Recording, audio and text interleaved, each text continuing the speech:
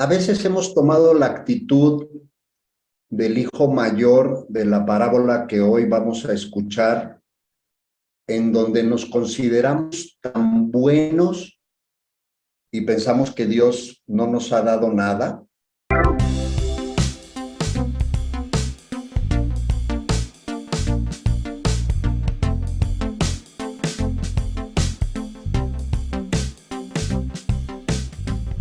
¿Qué tal, amigas y amigos del Invite? Estamos una vez más en la Tierra Buena para el Día del Señor, en este que ya es el 24º domingo del tiempo ordinario. Seguimos con la lectura de San Lucas.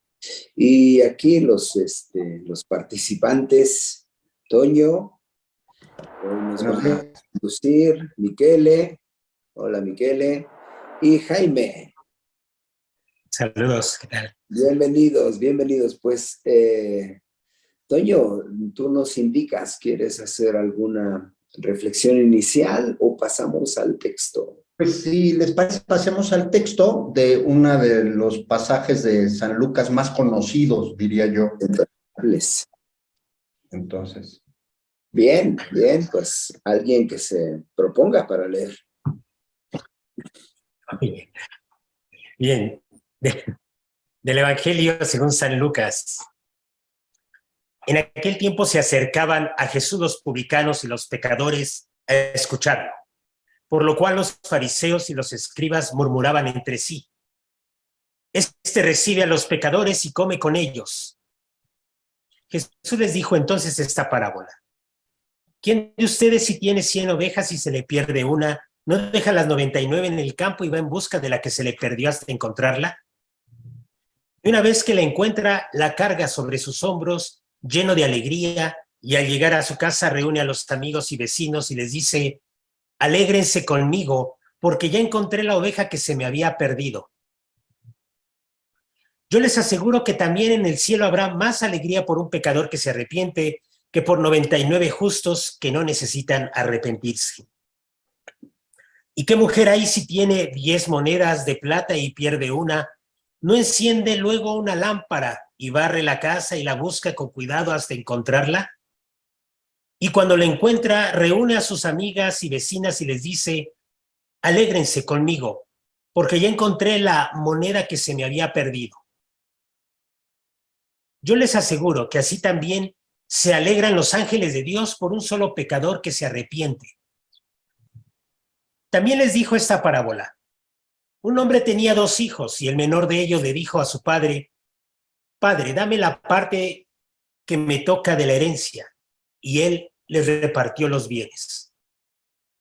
No muchos días después, el hijo menor, juntando todo lo suyo, se fue a un país lejano y allá derrochó su fortuna viviendo de una manera disoluta. Después de malgastarlo todo, sobrevino en aquella región una gran hambre y él empezó a pasar necesidad. Entonces fue a pedirle trabajo a un habitante de aquel país, el cual lo mandó a sus campos a cuidar cerdos. Tenía ganas de hartarse con las bellotas que comían los cerdos, pero no lo dejaban que se las comiera. Se puso entonces a reflexionar y se dijo: ¿Cuántos trabajadores en casa de mi padre tienen pan de sobra y yo aquí me estoy muriendo de hambre? Me levantaré, volveré a mi padre y le diré: Padre, he pecado contra el cielo y contra ti, ya no merezco llamarme hijo tuyo, recíbeme como a uno de tus trabajadores. Enseguida se puso en camino hacia la casa de su padre. Estaba todavía lejos cuando su padre lo vio y se enterneció profundamente. Corrió hacia él y echándole los brazos al cuello, lo cubrió de besos. El muchacho le dijo: Padre, he pecado contra el cielo y contra ti, ya no merezco llamarme hijo tuyo. Pero el padre les dijo a sus criados: Pronto, traigan la túnica más rica y vístansela. Pónganle un anillo en el dedo y sandalias en los pies. Traigan el becerro gordo y mátenlo. Comamos y hagamos una fiesta, porque este hijo mío estaba muerto y ha vuelto a la vida, estaba perdido y lo hemos encontrado. Y empezó el banquete. El hijo mayor estaba en el campo y al volver, cuando se acercó a la casa, oyó la música y los cantos. Entonces llamó a uno de los criados y le preguntó qué pasaba. Este le contestó: tu hermano ha regresado y tu padre mandó matar el becerro gordo por haberlo recobrado sano y salvo. El hermano mayor se enojó y no quería entrar. Salió entonces el padre y le rogó que entrara, pero él replicó: hace tanto tiempo que te sirvo sin desobedecer jamás una orden tuya, y tú no me has dado nunca ni un cabrito para comérmelo con mis amigos. Pero eso sí, viene ese hijo tuyo que despilfarró tus bienes con malas mujeres y tú mandas matar el becerro gordo. El padre repuso: hijo, tú siempre estás conmigo y todo lo mío es tuyo. Pero era necesario hacer fiesta y regocijarnos, porque este hermano tuyo estaba muerto y ha vuelto a la vida, estaba perdido y lo hemos encontrado. Muy bien. Ay, pues déjenme contarles, queridos hermanos, que un poquito antes de que empezáramos esta grabación, comentábamos de, bueno, y son tres parábolas, ¿no? Pero esta parábola o este conjunto de parábolas hablan de, por un lado, la misericordia infinita de Dios y por otro lado, de la búsqueda constante que hace Dios para, pues, atraernos a Él. Y decíamos, bueno, esta parábola ya está muy explicada, la hemos explicado mucho, hemos reflexionado mucho con ella y cómo podríamos plantear algo diferente. Entonces yo les quiero compartir que yo cuando estaba preparándola, esta reflexión, dije, yo me quiero centrar hoy en la figura del hermano mayor, porque se me hace una imagen muy clara y muy precisa de lo que hemos vivido, quizás no puedo decir todos nosotros, pero yo creo que la mayoría hemos vivido algunas ocasiones en nuestra familia, en nuestra vivencia de fe, en nuestras comunidades, en donde incluso hemos reclamado airadamente, como le reclama el hijo mayor al padre, de yo que siempre he sido bueno, a mí nunca me has dado nada, ¿no? Porque esta es una actitud que pudiera parecer muy normal en un reclamo de una justicia muy humana, ¿no? Muy humana en el sentido de premio-castigo. Yo hago las cosas bien, me tienen que premiar. Yo no hago las cosas tan bien, entonces me tienen que castigar. Entonces, yo espero, porque así nos han educado, no estoy diciendo que estemos cometiendo errores porque así nos gusta, porque así nos han educado de que me porto bien por el premio que me puedo ganar, no por el convencimiento y la alegría que me da el actuar como Dios me está invitando a mí. Ahí encuentro mi plenitud, me realizo. Y es que yo creo, y yo quiero en esto insistir, en esta parábola ya que conocemos como el hijo pródigo, vemos cómo no se ha madurado en la fe, y este es nuestro camino de salvación. El hijo menor, cuando decide regresar al padre, decide regresar al padre cuando se le acabó la lana y cuando se estaba muriendo de hambre. Entonces, quiere regresar al padre no por estar con el padre, sino por la comodidad que le daba estar ahí. Fíjense, estoy siendo muy duro. O sea, el hijo menor no regresó porque extrañaba al padre. Decía, ay, lo extraño mucho. No, extraña la comodidad y los beneficios que tenía de estar en la casa del padre. Entonces, Aquí no hay conversión, hay una conveniencia. Conveniencia. Y yo creo, a reserva de lo que opinen mis queridos padres, amigos, así es nuestra vida de salvación. Yo primero empiezo mi camino de fe, mi vida cristiana, temiendo, y yo empiezo a hacer obras buenas porque temo el castigo, el infierno. El que si no me porto bien y no sigo las enseñanzas de Jesús, algo malo me puede pasar. No porque esté convencido de que esa vida de amor y esa vida de gracia que me dé Jesús es la que en sí misma me va a llevar a la plenitud y a la felicidad, pero es el camino normal. Y en esta misma etapa yo encuentro al hijo mayor. El hijo mayor se queja de que el padre nunca le ha dado ni un cabrito para comérselo. Pero no se queja de que el padre siempre ha sido amoroso con él, siempre lo ha visto por él, lo ha procurado. O sea, no hay realmente una madurez en la fe, en el cariño y en el amor, ¿no? Y yo aquí asemejo, pues que es nuestra vida. Aquí yo me veo reflejado en ambos hijos, ¿no? De cómo yo me acerco a Dios y más me acerco cuando más preocupaciones tengo. Cuando algo no me sale bien en la vida, entonces sí me acuerdo mucho de Dios. Y entonces sí le digo, oye, pero pues yo que siempre me confieso, yo que cumplo tus mandamientos, yo que no le hago mal a nadie, ¿por qué me tratas así? ¿Por qué me castigas con esto? Incluso, digo, yo voy a hablar por mí, ¿no? Yo algunas veces, y me arrepiento, ¿no? Le he dicho a Dios, ¿por qué me castigas con esto si yo he sido bueno? Y eso lo que a mí me llama es que entonces no he madurado en mi fe y estar en la gracia de Jesús por estar con Él. Fíjense cómo el Padre le dice, tú siempre estás conmigo. Es lo primero que le dice, tú estás, lo importante es estar, no lo que tengamos, lo importante es estar, queridos hermanos, lo importante es que nosotros estemos con Jesús, ¿no?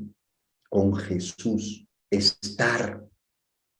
Todavía nos vamos nosotros mucho a la parte de tener, de dar. No, lo importante es estar. Y esta es la parte que yo creo que se nos olvida. Y entonces este domingo yo les quisiera invitar que reflexionemos, claro, en este versículos del Evangelio de Lucas tan hermosos, tenemos muchísimas cosas que reflexionar y podemos ir tocando muchísimos puntos, pero yo los quiero invitar a que pensemos en cuál es nuestra respuesta al llamado que nos ha hecho Jesús. Hemos estado con Él porque nos conviene estar con Él, y nos conviene entrecomillado por lo que sentimos que nos da, porque Jesús lo que nos da es la vida, ¿no? Eso es lo que nos da. Entonces, hemos permanecido en nuestra fe porque pensamos que es la manera de ganarnos algo, o hemos permanecido en la fe y tratamos de cumplir lo que Jesús nos pide, de amarlo a Él y amar a los demás, porque en ese amor nos realizamos, porque el mismo Jesús lo dice, ¿verdad? Amen y lo demás viene, ¿no? Entonces yo por ahí quisiera o propongo esta primera reflexión de pensar y llegar a una claridad de que lo que debemos hacer es estar y hacer las cosas para estar con Jesús, para realizarnos en Jesús. Ahí dejaría yo mi primer comentario a reserva. Gracias, Toño. Michele. Sí, a mí me parece que la clave de lo que estamos reflexionando es la palabra madurez, que tanto mencionaba Toño. Y esto me parece que es la clave de mi primer comentario. En el Antiguo Testamento, Dios trataba al pueblo de Israel como un pueblo infantil, porque recordemos y pensemos que no, el pueblo de Israel en el Antiguo Testamento no era como ahorita, ¿no? Nosotros proyectamos una imagen de Israel ahorita a la época de Moisés, pero como lo hemos dicho aquí, pues estaban saliendo de las cavernas, ¿no? No eran muy educados, no eran muy maduros, sino que estaban saliendo de las cavernas. Y cuando uno sale de las cavernas, la ley del talión y el esquema de te portas bien, te doy un dulce, te portas bien, te portas mal y te doy una nalgada. Ese es el estilo de educación a los niños. Y esto hace que nosotros pensemos en esta revelación de Dios como una revelación progresiva que va acompañando nuestras etapas de la vida.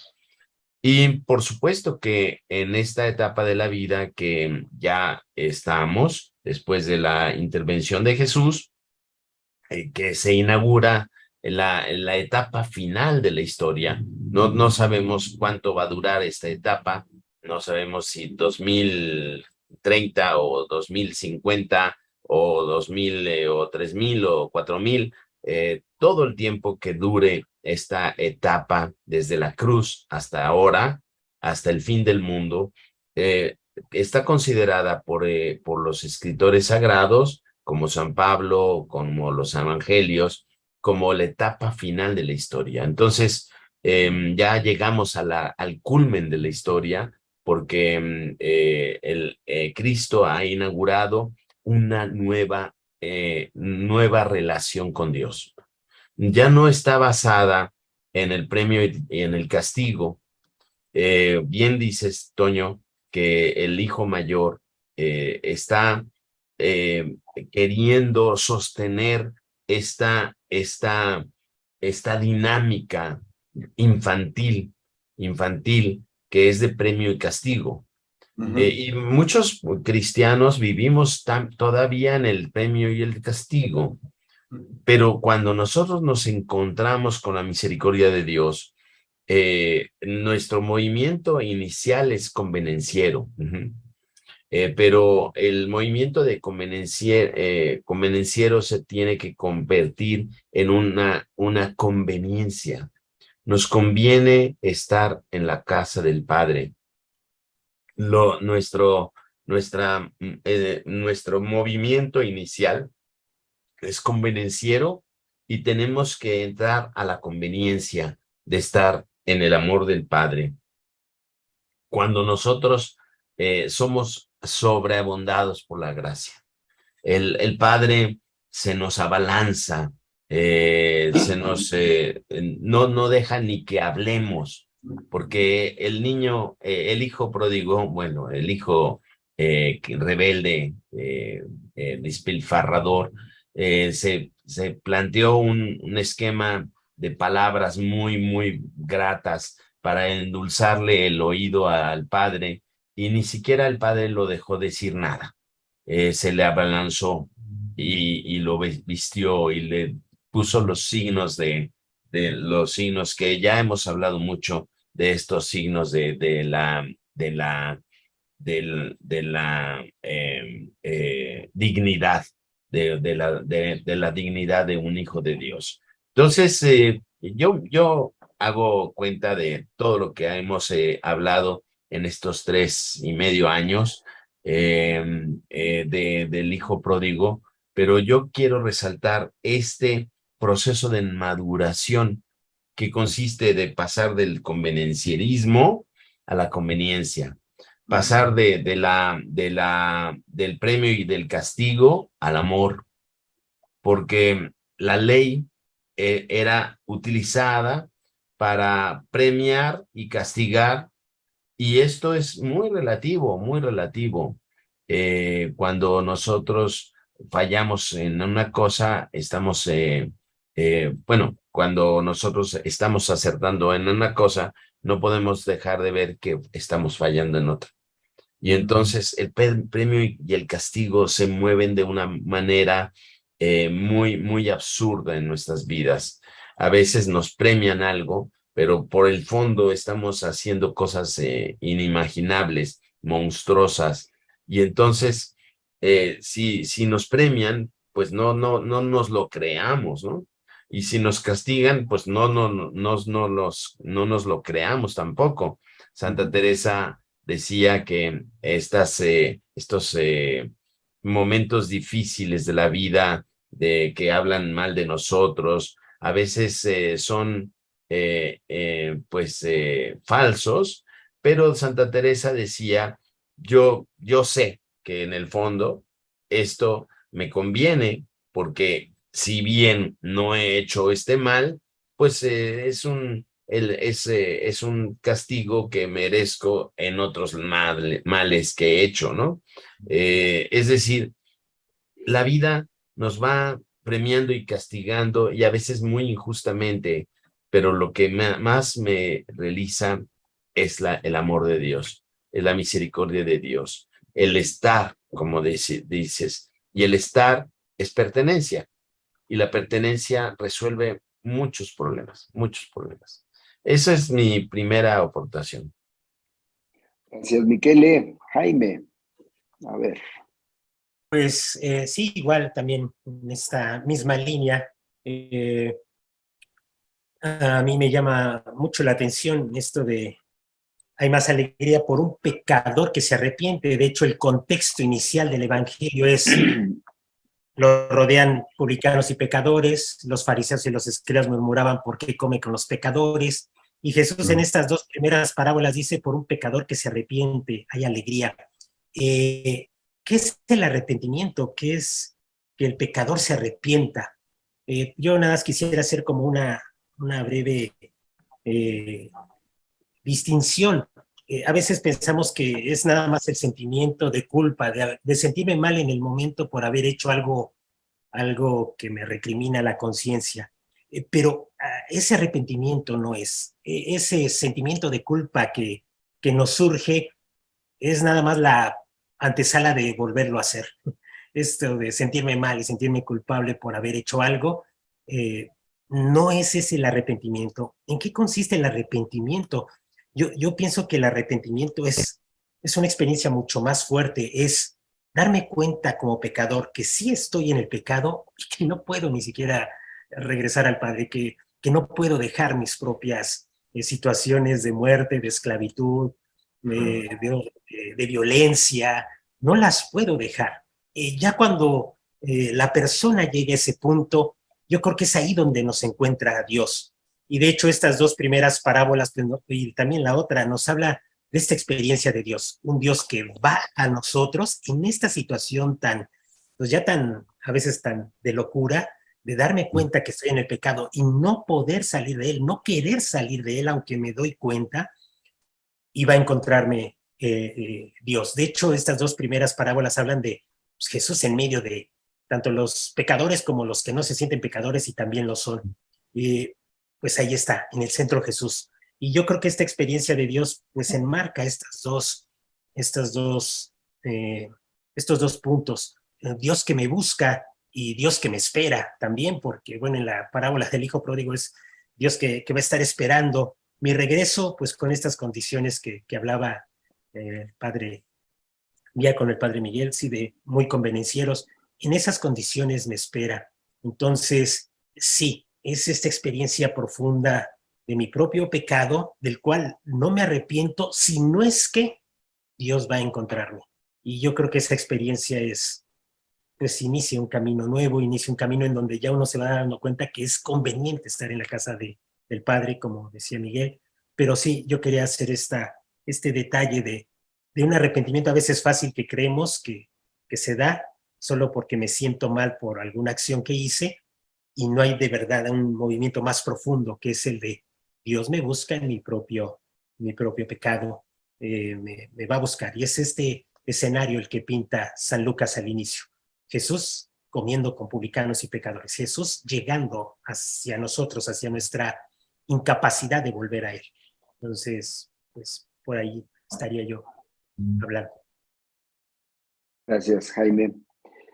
Pues yo venía pensando, porque me parece como una apuesta que hace siempre Jesús a que el acto bondadoso, el acto misericordioso es el que tiene la potencia de transformar y de permitir mi conversión. Es decir, en un sistema de premios y castigos que hay que decir que está presente todavía pues en el tejido de la práctica religiosa de la iglesia, no solamente la romana, sino todas las demás iglesias cristianas, como un punto fundamental: pórtate bien, ¿no? Como esa especie de teología de la riqueza, del éxito, ¿no? Pórtate bien y Dios te va a bendecir abundantemente y te va a dar. Si te portas mal, pues ya te aguantas. Y yo creo que un aspecto muy, muy importante que necesitamos tener en cuenta es esto que mencionabas, Toño, a propósito de Dios, y que también retomaba Jaime. Dios va en busca tuya, ¿no? O en busca mía. No está ahí, pues jódete, ya te portaste mal, te vas al infierno, adiós, ¿no? Sino está puesta de ir para mostrar la misericordia, la bondad de Dios, el amor de Dios. Ahora, por supuesto, esto requiere, y es una, yo creo, de nuestras dificultades, esto requiere que en la experiencia eclesial haya una centralidad indiscutible del encuentro con Cristo, porque si justo tenemos dificultad, es precisamente porque al anuncio del Evangelio pues le hemos incrustado o le hemos colgado pues el gorrito y el moñito y el edictito y todo lo que puede brillar. Por esta concepción de nuestra relación con Dios de premios y castigos, ¿no? Eso que compartías a propósito de tu propia experiencia, yo le reclamo a Dios, ¿por qué? ¿Por qué me castiga? Es yo creo, una experiencia común y muy difundida en general en todos los fieles, ¿no? En todos los bautizados, pues no importa a cuál ministerio estén llamados, no es difícil escuchar expresiones de este tipo de ¿por qué a mí me castigan y el otro se porta mal y lo premian, ¿no? Es una sentencia recurrente en el clero, ¿no? Hay que portarse mal para que le vaya a uno bien. Entonces, ¿qué me parece que en realidad no afinamos a la centralidad de Cristo? Y entonces, cuando está tan lleno de cositas y de colguijes y de gorritos, no, a lo mejor nos dificulta hacer experiencia de la bondad de Dios, de la misericordia de Dios, porque uno lee el Evangelio y dice, pues no hay otro modo de que yo me convierta si no es en la experiencia de la bondad y misericordia gratuitas de Dios, ¿no?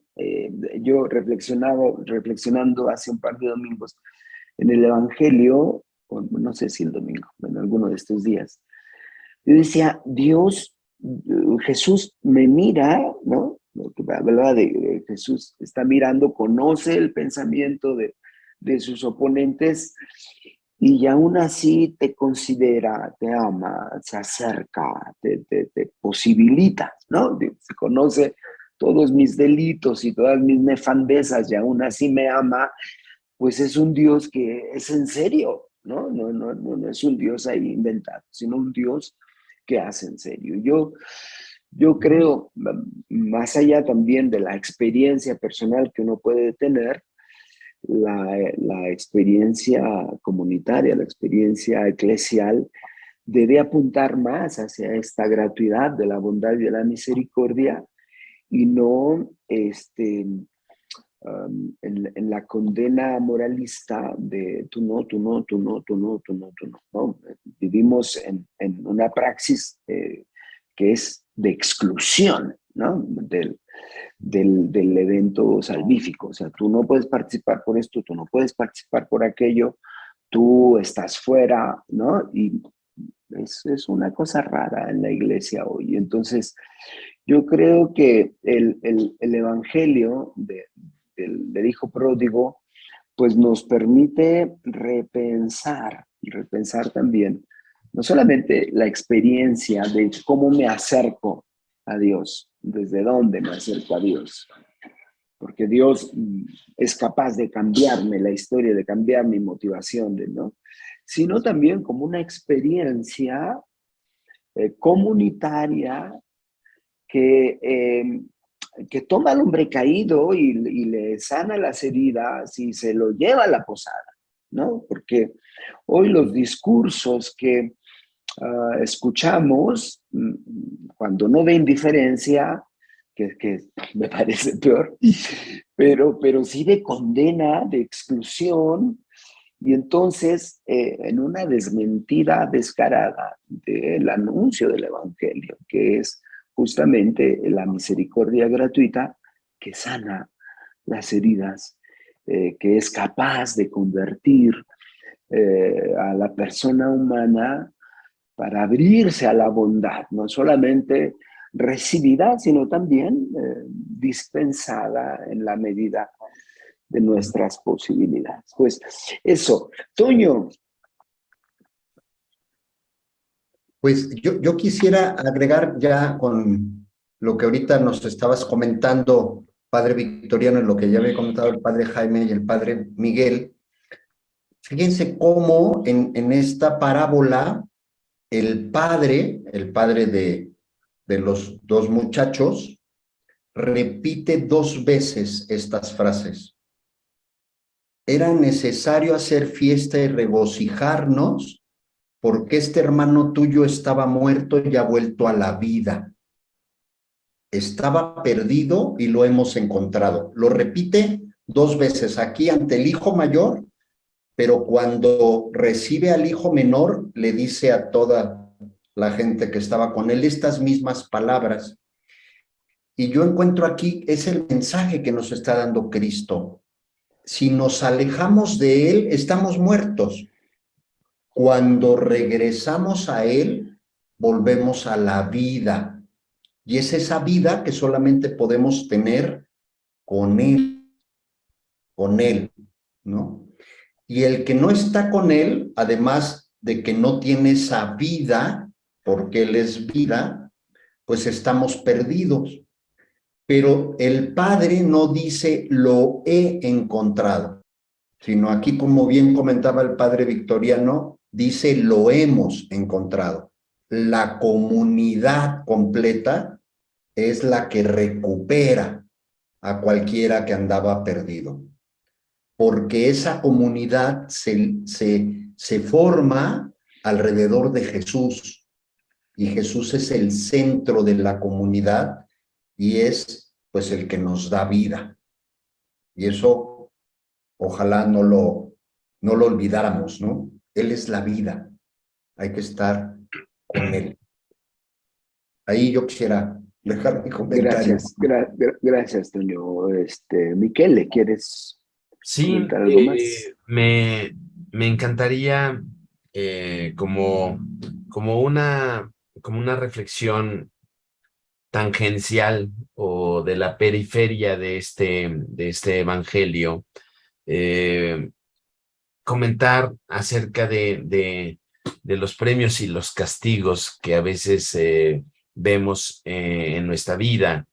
Nos sentimos premiados y nos sentimos castigados, depende de cómo nos va. Pero esto en el fondo no es cierto, no es cierto.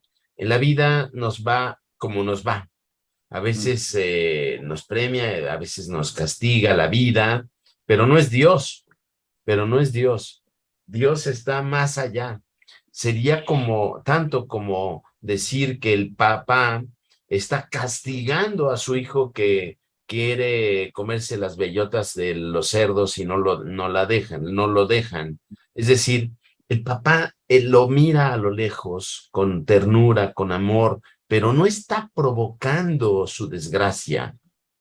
Esto es algo muy, muy importante. La vida es una aventura en la que nosotros vamos pasando por etapas buenas y etapas malas, a veces etapas caóticas, a veces etapas de mucho éxito, pero esto no lo provoca Dios. Dios nos acompaña. Dice el Evangelio que lo miraba a lo lejos.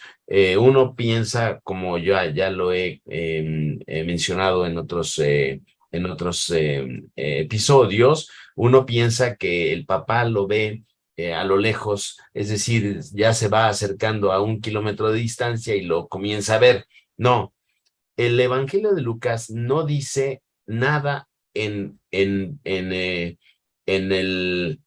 intermedio de que el muchacho se hace su discurso de salida o de regreso y el que el papá lo vea a lo lejos. No, es como un claro ejemplo de que Dios nos ve siempre y está esperando un chispazo nuestro de conveniencia o de amor o de regreso o qué sé yo. Pero el padre acompaña al hijo en esta desgracia. Y esto es para mí muy, muy revelador, muy iluminador de mi vida. Cuando yo estoy sintiendo que las cosas me van mal, no las atribuye a Dios.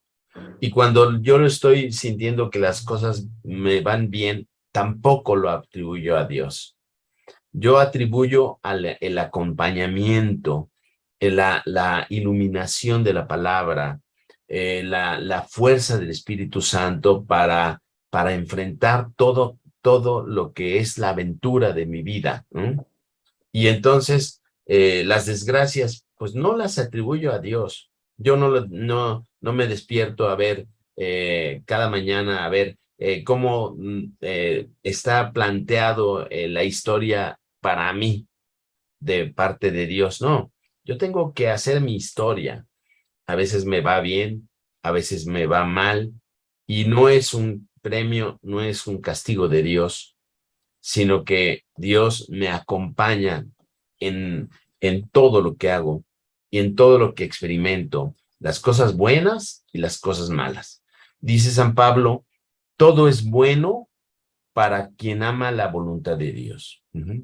Es decir, todo es bueno, lo bueno y lo malo es bueno para quien ama la voluntad de Dios, para que quien está consciente de su palabra y de su iluminación y de su fuerza. No es que el papá esté produciendo el hambre del hijo. El hambre del hijo tiene muchas razones personales, pero también había muchas sequías, había mucha pobreza en aquel entonces. Y dejar la casa de paterna fue una responsabilidad del chamaco. Pero el caer en la desgracia es un síndrome de muchos factores, No podemos atribuirlos al papá. El papá no está produciendo eso. Correcto. Gracias, Michele. Jaime. No, yo ahí le dejaría. Ahí. Sí, son muy valiosas estas aportaciones y pues ya no, lo único que me hace pensar es este misterio de la vida, ¿no? Que pues vamos nosotros construyéndola, pero por debajo está este Dios que nos va acompañando y nosotros creemos que tenemos nuestra vida en las manos y sí es verdad, somos responsables de cómo nos va y pues abajo de eso está algo mucho más valioso que es la presencia de Dios que nos acompaña. Esto es interesante. La vida a veces pensamos que un castigo es lo que nos merecemos, un premio es lo que merecemos y que eso no es tan real. Hay algo mucho más profundo y que a veces sí creo que la iglesia y los mismos pastores, los que estamos dentro de esta comunidad cristiana, sí necesitamos ir pues acompañando a las personas que a lo mejor solo se quedan en el premio y castigo como única vivencia religiosa que tienen y pues ya no más. Y creo que sí es esta presencia de Dios que acompaña. Sí, está muy bien. Sí, sí, gracias, Jaime. Qué bueno que lo señalas, Miquele, porque efectivamente es difícil sacudirse del determinismo en función de Dios, ¿no? Porque es como que Dios va ahí escribiendo y detalladamente qué te va a pasar, qué no te va a pasar y tal. Y sí, lamentablemente esto nos pone en una condición de dificultad de vivir la vida según el Evangelio, porque pues si ya estoy a merced de lo que se le antojó a Dios, pues está muy, muy complicado. Y yo creo que es una revisión que necesitamos hacer también en nuestras reflexiones y predicaciones, ¿no? Porque si no, pues aguántate porque es voluntad de Dios, ¿no? A ver, cálmate, ¿no? Cálmate, habrá que repensar con mayor profundidad. Pues amigas, amigos, ahí está el planteamiento, es un evangelio entrañable del que se ha hablado mucho, ya lo señalaba Toño, creo que es de los pasajes que más se ha escrito en la historia, la del Padre misericordioso y los dos hijos. Pues abrámonos a la experiencia del Evangelio. Coméntenos, denle like si les gusta o dislike si no les gusta, pregúntenos, compartan si piensan que él puede ser útil a más hermanas y hermanos. Por lo pronto, nos vemos para el próximo domingo. Muchas bendiciones. Gracias, Toño. Gracias, Miquele. Gracias, Jaime. Pues aquí estamos tratando de abonar para la tierra. Un comercial. Comercial de Comercial. Miquel. Al final de este video, como lo hemos hecho ya 2 semanas, tenemos el comercial del disco de Jaime, de La Noche Oscura del Alma. Les recomendamos que lo oigan, que lo compren, porque Jaime aquí presente se revela como un gran compositor y pues se los recomendamos mucho. Así es.